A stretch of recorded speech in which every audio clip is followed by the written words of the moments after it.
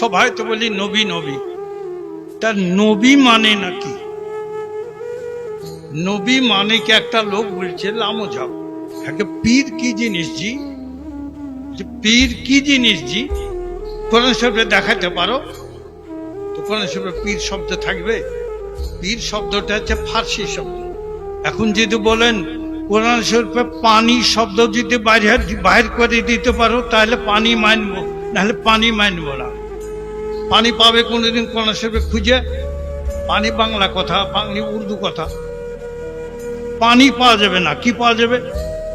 আরবি মানে যেটা মা, মাউন, মা পাওয়া যাবে, তাহলে পাওয়া যাবে।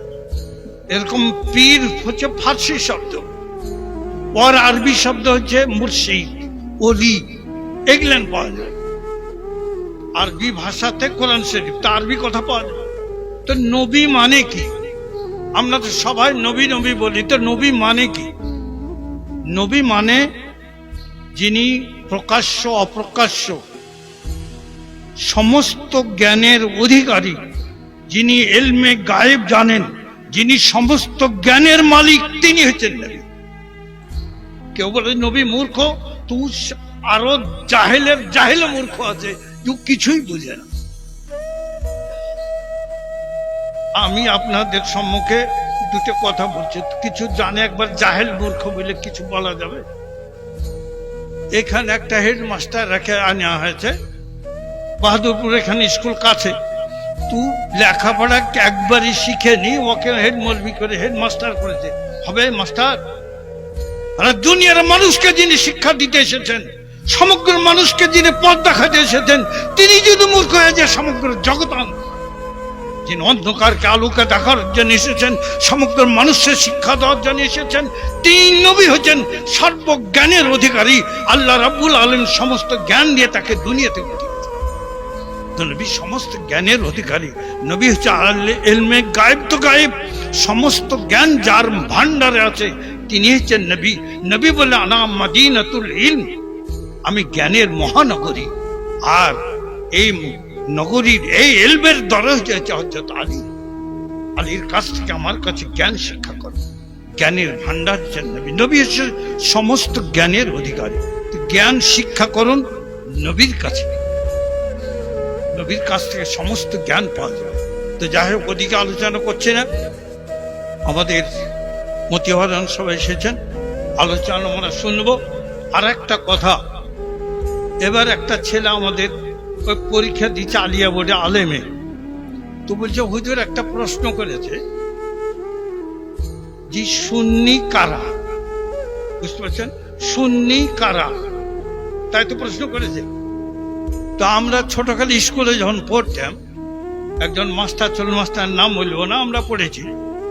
তো উনি আলোচনা করছেন সুন্নি যারা শুনে মুসলমান তারা সুন্নি, যারা শুনে মুসলমান তারা সুন্নি মুসলমান। কথাটা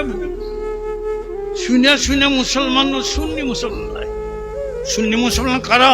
যারা নবীর সুন্নাত মোতাবেক চলেন তারাই সুন্নি মুসলমান, যারা নবী প্রেমিক তারাই সুন্নি মুসলমান, যারা নবী রাসূলকে মেনে চলেন তারা সুন্নি মুসলমান। যারা নবীকে মানে না, ওলি আউলিয়া গৌস কুতুবকে মানে না, নবীর ইজ্জত করে না, নবীর সম্মান করে না, নবীর মহব্বত করে না, ওরা সুন্নি জামাতের মুসলমান নয়, ওরা মুসলমানই নয়। মুসলমান হচ্ছে সুন্নি মুসলমান। আপনারা আমরা মুসলমান হয়েছি সুন্নি জামাতের নেতা হযরত খাজা আজমিরী রহমাতুল্লাহ আলাইহি সুন্নি জামাতের মুরিদ। তিনি হচ্ছেন পীরে কামেল, তিনি হচ্ছেন সুন্নি জামাতের মাথা। তিনি এসেছেন ভারতবর্ষে সুন্নি জামাতকে প্রচার করার জন্য, আপনাদের আমাদের মুসলমান করার জন্য। আজ যারা বলে পীর মানি না, আজ যারা বলে নবী মানি না, আল্লাহ যারা বলে নবীর ইজ্জত করি না, নবীর সম্মান জানে না, ও সুন্নি জামাতের লোক নয়, ও মুসলমানই নয়।